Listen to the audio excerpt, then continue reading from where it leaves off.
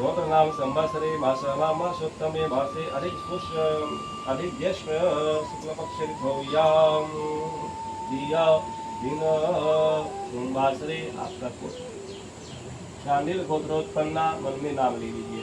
अमुक अमुक अमुक नाम गणेश गौरी पूजन, कलश पूजन, नवग्रह पूजन, श्री कृष्ण भगवान पूजन, विशेषता श्री सत्य कथाया पूजनम, अनिष्टकामना सिद्ध्यर्थम, सद्बुद्धि प्राप्त कामनयः, गृहजन पीड़ा शांत्यर्थम, शाये कथाया श्रवणम संकल्पम अहम करिष्ये। यह मस्तक में लगाना, यह थाली में छोड़ देना।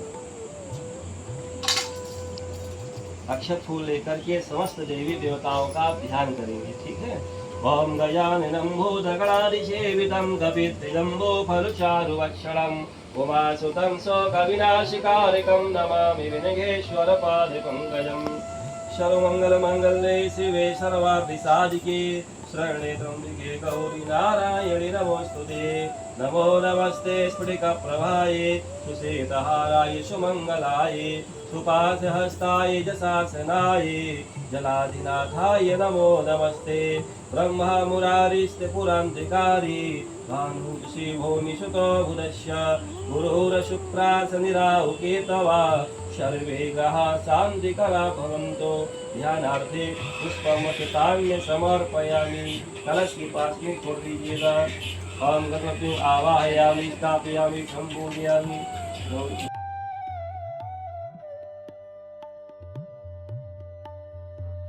मिटाहि दोष दुख भवरजनी के। तत्पश्चात ऋषियों ने सूर्य जी को आसन देकर पूजन किया और सूर्य से बोले, हे भगवान, इस समय आपका आना बहुत ही उत्तम हुआ है। इस अवसर पर आपका स्वागत ठीक उसी प्रकार हुए था। राम वीरा सागर महा भरत मगन मनि होता विप्ररूप धरि पवन सुता आई गयो जिमि पोतो। अर्थात हम सब लोग शोक सागर में डूब रहे थे। हम लोगों का जो उद्धार किया है, दर्पण किया है, ये सब प्रसन्नता का विषय है। हे प्रभु, कलयुग निकट आ रहा है, धर्म की रक्षा किस प्रकार होगी, इस चिंता में हम सब लोग दुखी हैं।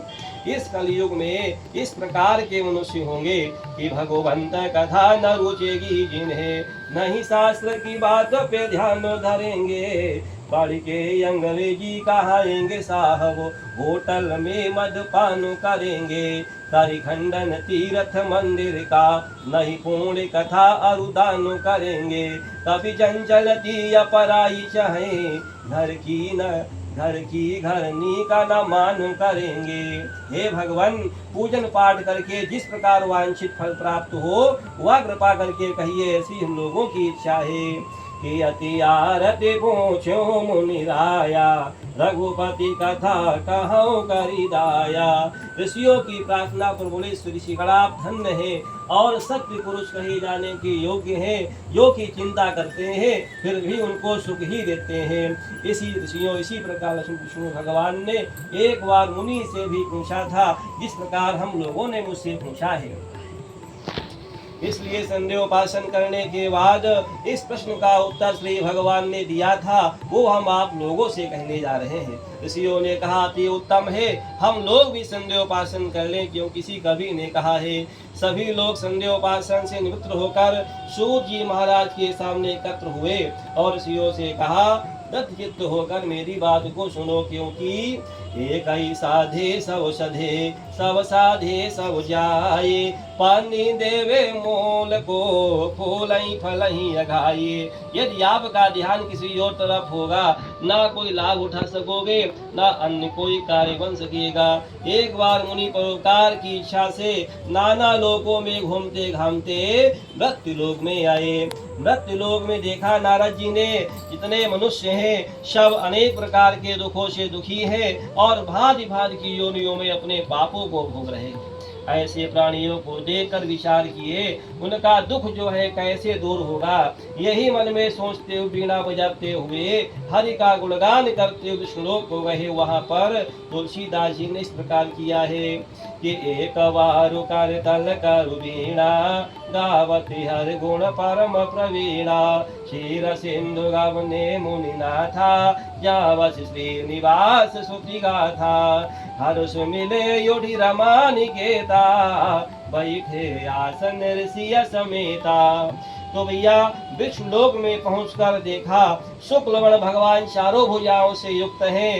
चारों भुजाओं में क्रम में शंख चक्र गदा और कंठ में वनमाला सुशोभित है। ऐसे देवों के देव स्वामी भगवान की नारद जी स्तुति करते हैं। हे भगवान, आपको साष्टांग दंडवत है, आप वाणी और मन से परे हैं, आपको प्रणाम है। आपके अनेक रूप है, आपकी शक्ति अनंत है, आप आदि मध्य और अंत से रहित हैं। आप तीनों गुणों सतरस्तम की आत्मा और अपने भक्तों के क्लेश दूर करने वाले हैं। कि जय दुष्ट संहारी भव भय हारी, जय परयादि अनंता, जय असुर विनाशक धर्म प्रकाशक, गावहि वेद अनंता, जय जन मन रंजन पाप प्रवंजन, सुखकारी मुनि संता, चंचल नर नारी अति दुख भारी, मोक्ति करहु भगवंता। इस प्रकार नारद जी के मुखार बिंदु से स्तुति सुनकर भगवान ने पूछा, हे नारद, आपका आगमन वैकुंठ लोक में किस लिए हुआ है? आप क्या चाहते हैं? हे महाभाग, आप मुझसे कहे, मैं उसका उत्तर दूंगा। तब नारद जी बोले कि मृत्यु लोग के जन सकल, हे युति कलेश अनंत, कहीं उपाय से मुक्त हो, मोसो कहूँ भगवंत। हे भगवान, मैं मृत्यु लोक से इस समय आ रहा हूँ। वहाँ जितने मनुष्य हैं सब अनेक प्रकार के क्लेशों से युक्त है और अपने पाप कर्म में लीन है। कि भय विकल खग मृग ये भांति, अपर कथा कही से कही जाती, यह कल काल कठिन युरगारी, पाप परायण सब नर नारी। इसलिए भय हरि भगवान को कहा, तुमने भली बात पूछी, ऐसे संसार का कल्याण होगा, प्राणी पापों से मुक्त होकर परम पद को प्राप्त हो जाएंगे। छोटा सा उपाय कर ध्यान से सुनो, इसी से मानव का कलयुग में कल्याण होगा। मैं तुम्हारे स्नेह से कह रहा हूँ, कलयुग ऐसा भगवान का पूजन है जो दुर्लभ है। ये भगवान विष्णु का पूजन है। जो इस व्रत को करता है वह सब दुखों से छूट जाता है, सुख प्राप्त करता है और अंत में मोक्ष को प्राप्त होता है। कि चहु युग चहु सुप्ति नाम प्रभाव, भगवान का भजन करे, जब गुरु अपने घर को जाए तो भगवान का नाम लेकर के जाए। नमोध्याय सतदेव भगवान की। श्रीमन नारायण नारायण नारायण, लक्ष्मी नारायण।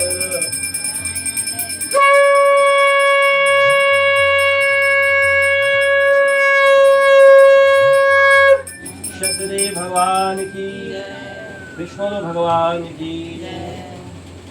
इस प्रकार सूर्य ऋषियों से भगवान नवकाल विधि कर आगे कहते हैं कि सुंदर काशीपुरी में एक ब्राह्मण सदानंद हुए। वे इस प्रकार कंगाल ब्राह्मण थे, भूखे प्यासे भिक्षा के लिए घमंड करते। दुखी ब्राह्मण को देखकर भगवान को दया आ गई, क्योंकि भगवान को ब्राह्मण बड़े प्यारे, भगवान ने स्वयं कहा। और देखो, ब्राह्मण दुखी ब्राह्मण से पूछा, हे ब्राह्मण देवता, आप यहाँ पर क्यों घूम रहे? वह सब कहो, मैं सुनना चाहता हूँ। ब्राह्मण बोला, हे भगवान, मैं एक दरिद्र ब्राह्मण हूँ और भिक्षा के लिए यहाँ पर घुमा करता हूँ। यदि कोई ऐसा उपाय बताइएगा जिससे मांगने से मुक्ति दरिद्रता दूर हो जाए। तो भगवान बोले, हे ब्राह्मण देवता, आप सतदेव भगवान स्वामी का पूजन करिए, वही वांछित फल देने वाले हैं। हे ब्राह्मण, आप मेरी बात मानकर भगवान का पूजन करें। जो इस पद को करता है वह सब दुखों से छोड़कर मुक्ति को प्राप्त करता है।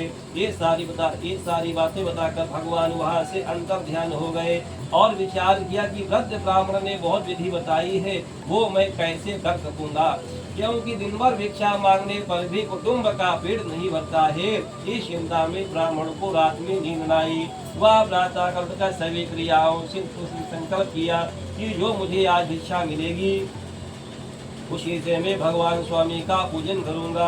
यह संकल्प मन में करके घर से चला और उस दिन भगवान की उस पर ऐसी कृपा हुई, उसे बहुत धन की प्राप्ति हुई। कि जा पर कृपा राम की होई, ता पर दया करे सब कोई। राम भये जहि दाहिने, सब ही दाहिने ताहि, अर्थात उस दिन देवताओं ने कृपा की ब्राह्मण पर। ब्राह्मण ने उसी ढंग से सबको बुलाकर भगवान का पूजन किया।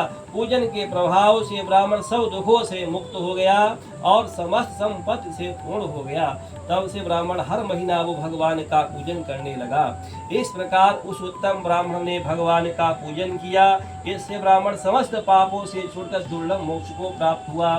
समयानुसार उस ब्राह्मण की भांति जो भगवान का पूजन करेंगे वो जो है संपूर्ण दुखों से छुटकर मोक्ष को प्राप्त होंगे। समयानुसार भगवान का पूजन करते रहना चाहिए। ऋषियों ने उत्तर दिया, महाराज उस ब्राह्मण से इस व्रत को किसने सुना है और किसने किया है?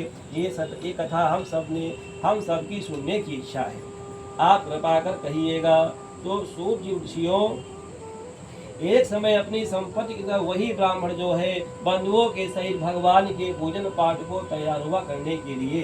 इतने में एक लकड़ी बेचने वाला वहां पर आ पहुंचा। उसने जो है जो गट्ठर था जो घर के भीतर रखा और घर के भीतर गया। लकड़ारा भूख और प्यास से पीड़ित था। उसने घर के भीतर देखा वही भिखारी जो एक दिन भिक्षा मांगते थे, जितने बड़े भवन के स्वामी हो गए हैं, जो भीड़ भाड़ के साथ में भगवान की पूजा कर रहे हैं।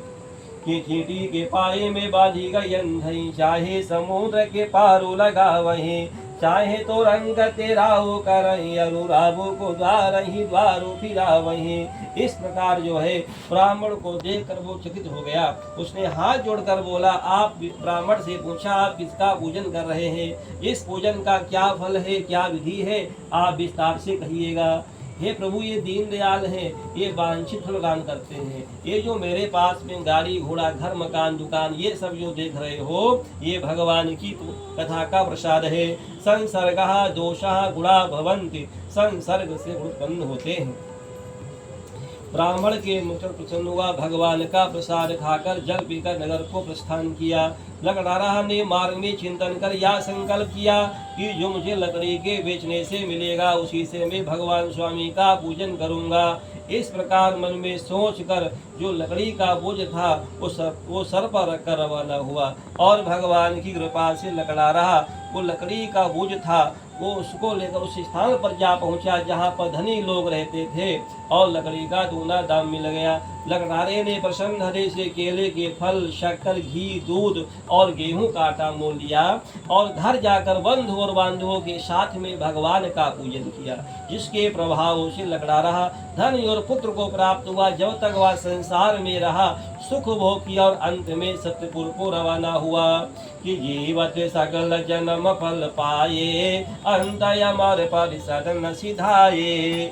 योध्याय सतदेव भगवान की जय, विष्णु भगवान की जय। श्रीमन्नारायण नारायण नारायण।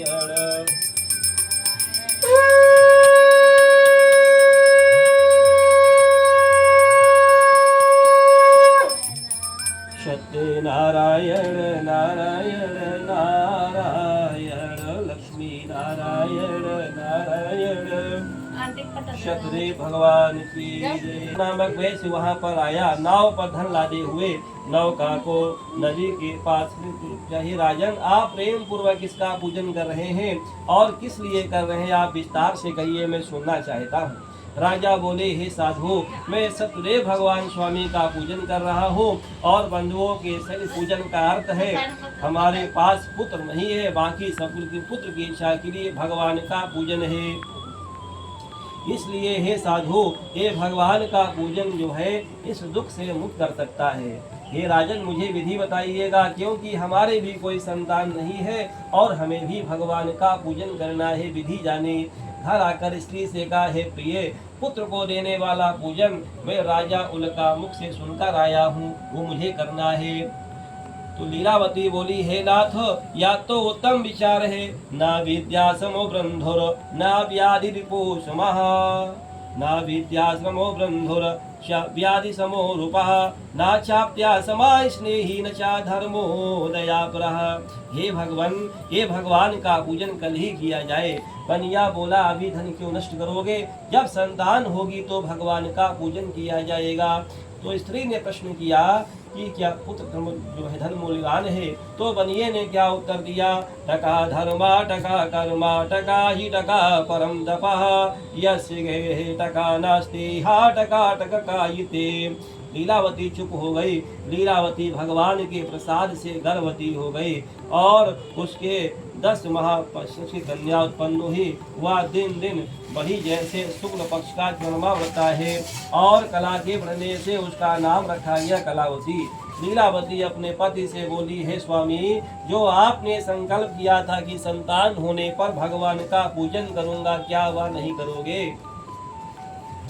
तो साधु ने कहा, हे प्रिय, कन्या की छठी धन खर्च हो चुका है, इसलिए कन्या के विवाह के समय में भगवान का पूजन करूंगा। इस प्रकार अपने स्त्री से कहकर साधु वैश्य नगर में घूमने चला गया और भगवान की कृपा से कलावती कला बढ़ती हुई पिता के घर में सयानी हो गई। एक दिन साधु ने अपनी सहेलियों के साथ में कन्या कलावती को देखा। मन में विचार किया, कन्या विवाह के योग्य हो गई। दूतों से कहा कि मेरी कन्या के सुंदर वर खोज कर ले आइएगा। साधु वैश्य की आज्ञा पाकर दूत लोग कांचन नगर को गए। उस नगर में एक वैश्य पुत्र को देखा जो सुंदर शुभ गुणों से युक्त था, लड़का जाति का कुलीन था। उसे लाकर दूत लोग बोले, हे स्वामी, ये बालक जो है सुंदर है, सुसज्जित है, सुयोग्य है और सत्य विचार वाला है। तो ये सब बातें सुनकर बनिया ने अपनी कन्या का विवाह बड़े धूमधाम के साथ उस वैश्य पुत्र के साथ में कर दिया। गुरुवार दिवस बनिया भगवान का पूजन पाठ करना भूल गया। भगवान उसकी निष्ठा पर रुष्ट हो गए और कुशल से निश्चय किया, मुझे कहीं चलना चाहिए व्यापार के लिए। वो दामाद को साथ लेकर से चला। रतनसारपुर नगर में पहुंचकर सागर के समीप नौका खड़ी करके वो दामाद के साथ में व्यापार करने लगा। उसी समय प्रभु ने उनको श्राप दिया, हे बनिया, तुमको इस समय कठिन और महान दुख प्राप्त होगा, ये लोभ का फल है। लोभाविष्टोदरो वित्यम विशते नेव चावदम दग्धम वर्षति मर्जारो ये थंदगुडायितिं लोभी पर सवरुष्टो देव पेत्र भगवान पाता है यमलोक में वहन कभी सम्मान सुनो कंजूस अयानो दुख लई के यही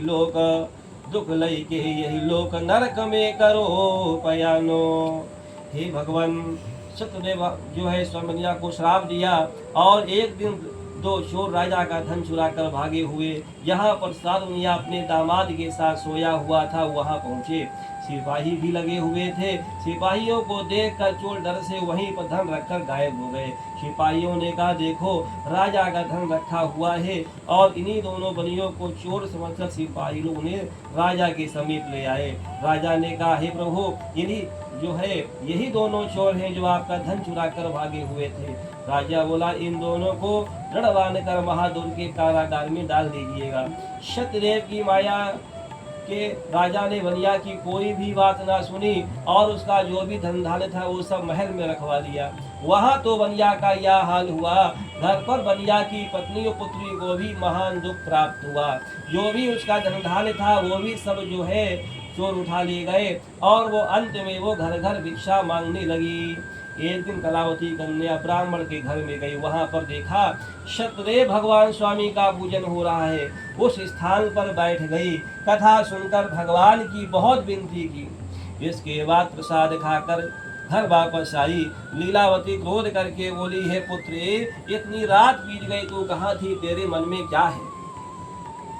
माता की बात सुनकर कलावती ने कहा, हे माता, मैं सत्य कहती हूँ, मैं ब्राह्मण के घर में भिक्षा के लिए गई थी। वहाँ पर सत्यदेव भगवान स्वामी का पूजन हो रहा था। पूजन दुख से मुक्त करने वाला तथा वांछित फल को देने वाला था। कथा सुनने लगी। कन्या कथा सुनकर जो है वो भी भगवान के पूजन पाठ को तैयार हुई करने के लिए, और कहा सामग्री एकत्र करो, आज हमें भी भगवान का पूजन करना है। बंधु और बांधवों के सच ने भगवान का पूजन किया। प्रभु से प्रार्थना की, हे भगवान मेरे पति और दामाद शीघ्र वापस आवेंगे तो मैं आपका पूजन करूंगा, और जो भी गलती हुई अपराध हुआ भगवान उसे क्षमा करिएगा। लीलावती के पूजन पाठ और प्रार्थना से भगवान प्रसन्न हो गए, और चंद्रकेला ने कही प्रातः काल उन दोनों बनियों को कारागार से मुक्त कर दीजिएगा, और जो भी दोनों का धन छीन लिया है वो उन्हें आप वापस कर दीजिएगा। यदि ऐसा नहीं करोगे तो मैं आपके राज्य पुत्र धन को मैं कर दूंगा। इस प्रकार स्वप्न से में कहकर राजा से भगवान अंतर ध्यान हो गए, और सभा में बैठे रात्रि का देखा हुआ स्वप्न लोगों को बताया। सब लोग बोले स्वप्न की आज्ञा के अनुसार किया। दूतों को आज्ञा दिया कि जो बनिया कारागार में है उन्हें मुक्त कर दीजिएगा। राजा की आज्ञा पाकर दूत लोगों ने कारागार से दोनों बनियों को निकालकर राजा के सामने उपस्थित किया। विनय पूर्वक राजा से कहा, हे राजन हम बंधन से मुक्त कर दिए दोनों बनियों को ले आए हैं। राजा चंद्रकेतु को दंडवत किया और कहा, अब जो है आप निर्भय हो जाइएगा, अपने घर को जाइएगा। राजा ने उन दोनों को वस्त्र आभूषण देकर जो है सम्मान पूर्वक वहां से विदा किया। राजा की आज्ञा पाकर बनियों ने कहा, अब आपका आदेश है तो हम घर जा रहे हैं। इस कह करके दोनों लोग घर को चले। भगवान का भजन करते करते अपने घर को चले कि नाम कीर्तन करो तुम सुधर जाओगे, नाम कीर्तन करो तुम सुधर जाओगे, नाम कीर्तन करो तुम सुधर जाओगे, नाम कीर्तन करो तुम सुधर जाओगे। चाहे तुम हो पतित या पतितयात्मा, चाहे तुम हो पतित या पतितयात्मा, क्यों नहीं राम का नाम गाओगे तुम, क्यों नहीं राम का नाम तुम गाओगे। गा के हरि नाम भक्ति का रस पाओगे, गा के हरि नाम भक्ति का रस पाओगे। नाम कीर्तन करो तुम सुधर जाओगे, नाम कीर्तन करो तुम सुधर जाओगे। करके करुणा मनुज देय प्रभु ने दिया, करके करुणा मनुज देय प्रभु ने दिया। क्यों नहीं राम का नाम तुम गाओगे, क्यों नहीं राम का नाम तुम गाओगे। इस प्रकार जो है भगवान का भजन करते अपने घर को चला। अध्याय सतदेव भगवान की जय, विष्णु भगवान की जय। सत्य नारायण नारायण नारायण, सत्य नारायण।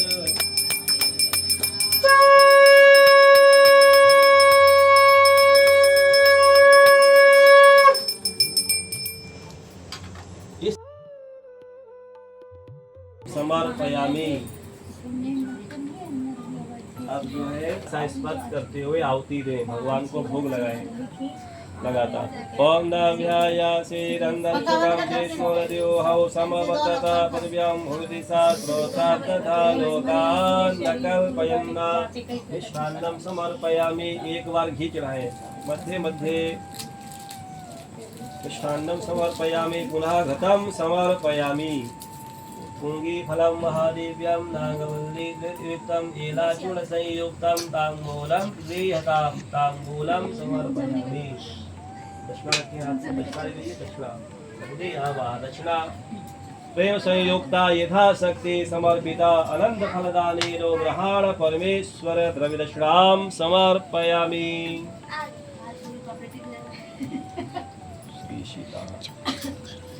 हाथ जोड़ लीजिएगा, आप अपने हाथ जोड़ लीजिए, हस्तों पर 3 बार आचमन करें आप। केशवाय नमः, नारायणाय नमः, माधवाय नमः। पीछे हाथ जोड़े पुनः। ओम अपवित्रः पवित्रो वा सर्वावस्थान्गतो दिवाय हस्ते, मस्तक लगा दें। अच्छा ठीक भैया। अब जो है एक बूंद जब पात्रों में छोड़ते हुए एक बूंद जल वाले पात्रों में छोड़ देना। ठीक पानी है? हाँ है सर। भैया शुरुआत कराएं। ओम प्रजापते स्वाहा।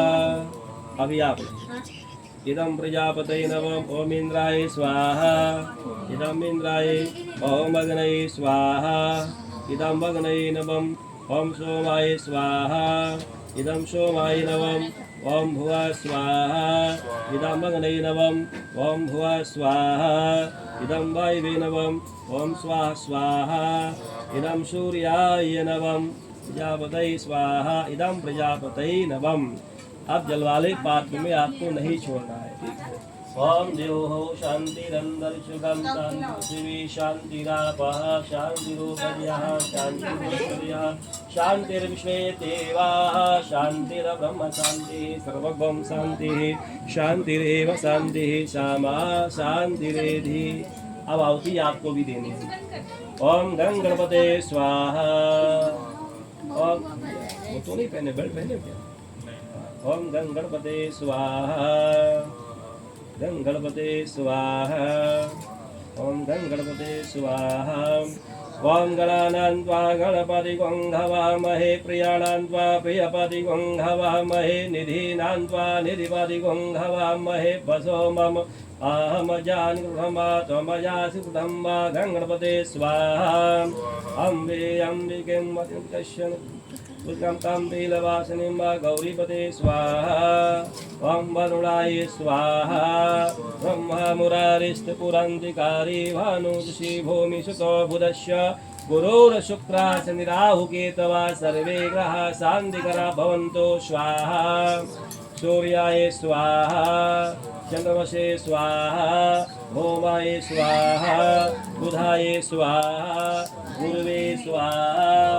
ओम शुक्राय स्वाहा। शनिश्चराय स्वाहा।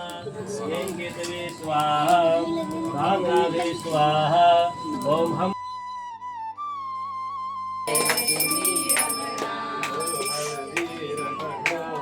गुरु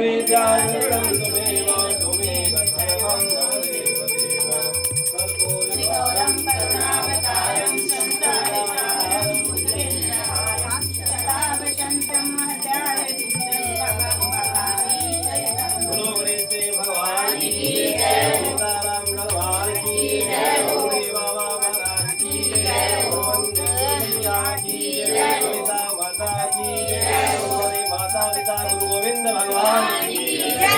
समस्त देवी देवताओं की जय।